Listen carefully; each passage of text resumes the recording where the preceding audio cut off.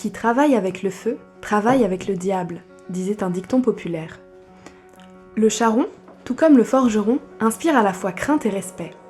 On lui prêtait des dons de rebouteux et de toucheur de feu d'ordre magique. Il exerçait un métier à la fois physique et intellectuel. Ce n'était pas un artisan comme les autres. Tout d'abord, parce qu'il parvenait à vivre de son ouvrage. Contrairement aux paysans, il ne cumule pas plusieurs activités pour survivre. De son travail dépendait le transport des denrées et des hommes, absolument indispensable à la vie quotidienne. Il était formé en tant que compagnon du devoir par un tour de France auprès de charrons plus expérimentés. Il y apprenait à la fois la pratique manuelle et les calculs géométriques qui lui permettaient de travailler avec précision. Nous allons découvrir ensemble comment le charron réalisait son activité principale, la fabrication de roues. Fiacres, calèches, diligences, omnibus et voitures, leur usage était très varié. C'est un processus assez complexe, alors soyez bien attentifs aux différentes étapes de fabrication. Tout d'abord, le charron réalisait toutes les parties en bois de la roue, le moyeu en son centre, les raies et les jantes.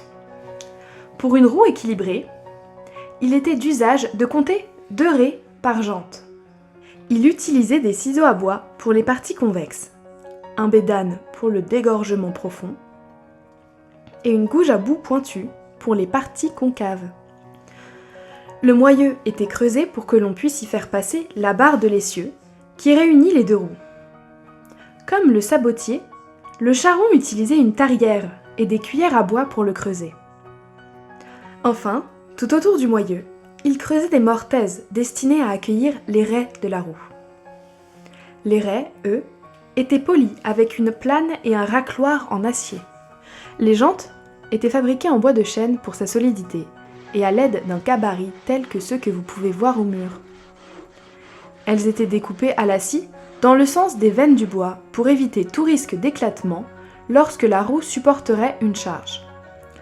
La jante était, elle aussi, mortaisée pour accueillir les raies. Les pièces de bois étant faites, le charron ajoutait à son moyeu des frettes, c'est-à-dire des anneaux de fer de chaque côté pour les consolider. Ces anneaux étaient mis au feu dans la forge, et une fois sortis, il tapait à coups de marteau pour les enfoncer encore rouges sur le moyeu. En même temps, il arrosait le tout pour que le métal se rétracte sur le bois sans le brûler.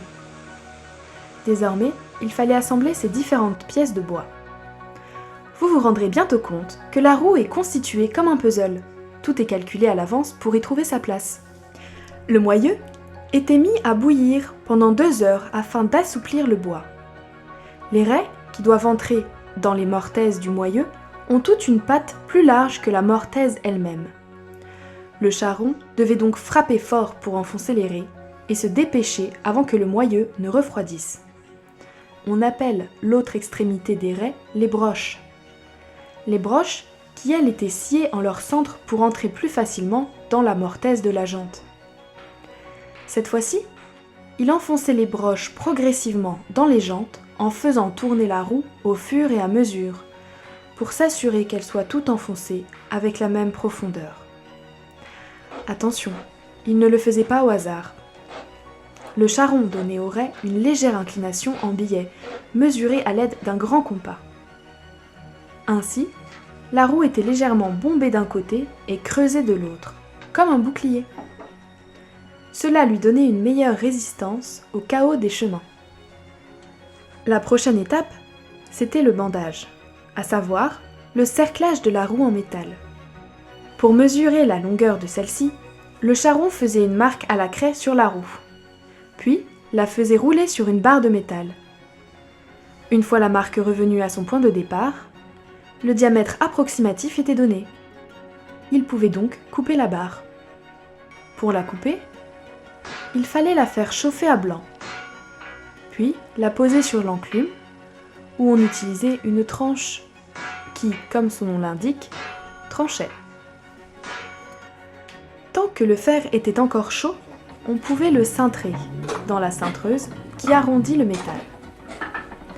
La barre, une fois cintrée, était mesurée à nouveau de façon plus précise avec une roulette.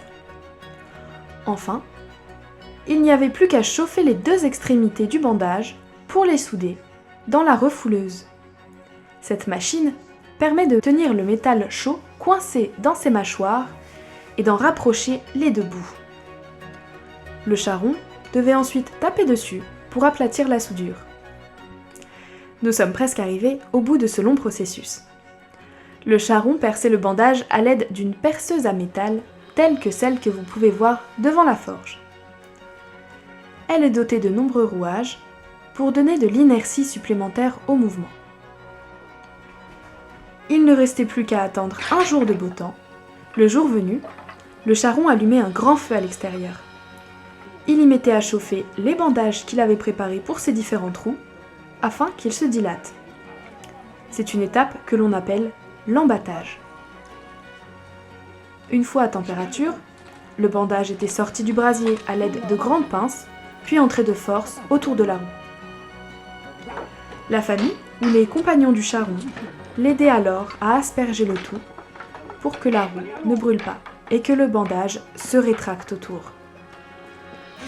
Enfin, le bandage était boulonné avec des boulons dits à tête d'homme, fraisés dans les trous qui avaient été percés au préalable. Puis, ils étaient soudés. La toute dernière étape consistait à enfoncer à coups de masse la boîte en fonte au cœur du moyeu qui accueillera la barre de l'essieu.